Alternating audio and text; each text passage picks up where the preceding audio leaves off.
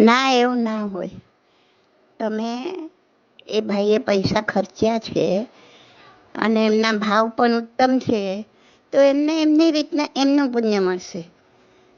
તમે યાત્રા કરવા એમનામાં ગયા છો, તો તમારા કેવા ભાવ છે, તમે કેટલી ઉત્કૃષ્ટતાથી સેવા પૂજા વગેરે બધું કરો છો, તમે કેટલું બધુંમાં બધું મૌન અને ધ્યાનમાં રહીને ભક્તિ કરો છો, તમે કોઈની નિંદા કે કોઈને દેખાડવા માટે નથી કરતા.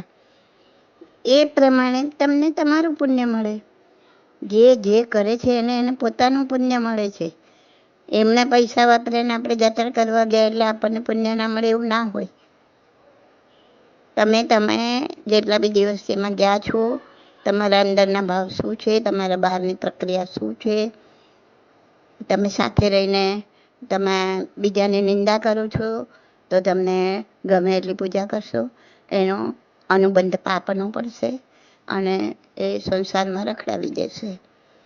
તમે જે શુભ કરો છો એનું શુભ ફળ મળે જ છે, એ પુણ્ય બંધાય જ છે, પણ અનુબંધ કયો બંધાય છે એ મેઇન છે. તમારો અંદરનો ભાવ શું છે, તમે દેખાડો કરવા માટે કરો છો, તમે કોઈને નિંદા કરો છો, શું છે તમારી અંદર, એના પ્રમાણે અનુબંધ પડે ને અનુબંધ પ્રમાણે તમારા એ જે પુણ્ય છે એ પાપાનુબંધી થશે કે પુણ્યાનુબંધી થશે, એ મહત્વનું છે.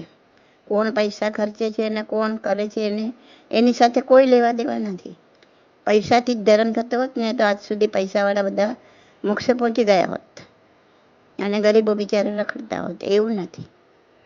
તમે બંધ અનુબંધના મારા 3 ઓડિયો છે, લગભગ અમારે મેં લિંક મોકલી છે, એમાં એ સાંભળી જાઓ. તમને ખ્યાલ આવી જશે કે આપણે ક્યાં પુણ્ય બાંધીએ છીએ, ક્યાં પાપ બાંધીએ છીએ. વસ્તુ એની એ જ કરે છે. 2 વ્યક્તિ છે, ખાસ દેરાસર જાય છે સવારના પોરમાં, ભક્તિ કરવાનો રંગ છે અને પછી ટાઈમ રહે તો આંટો મારી આવે છે. બીજો વ્યક્તિ છે જે વિચારે છે કે હું આંટો મારવા તો જાઉં જ છું, પણ રસ્તામાં દેરાસર આવે છે એટલે દર્શન કરતો જાઉં છું. બંનેના અનુબંધમાં ફરક પડી ગયો. 2 આંટો મારે છે, 2 દર્શન કરે છે. એક સરખી પ્રક્રિયા છે, એક સરખો ટાઈમ આપે છે, પણ ભાવનામાં ફરક છે. તો આંટો મારવા જાય છે માટે દર્શન કરવા જાય છે, તો અનુબંધ ખોટો પડી ગયો. ઓલાને દર્શન ભક્તિ તો કરવા જ છે, પછી ટાઈમ રહે તો આંટો મારવાનો છે. તો બંનેના અનુબંધમાં ફરક પડી ગયો. બંધ તો બંનેનો સેમ થશે. અને અનુબંધ જ રખડાવે છે.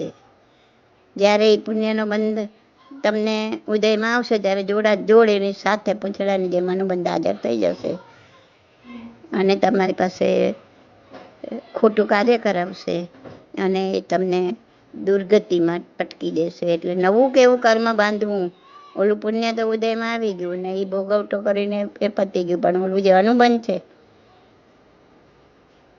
એ નવું શું બાંધવું, નવું કર્મ કેવું બંધાવવું એ એના હાથમાં છે, એની સત્તામાં છે.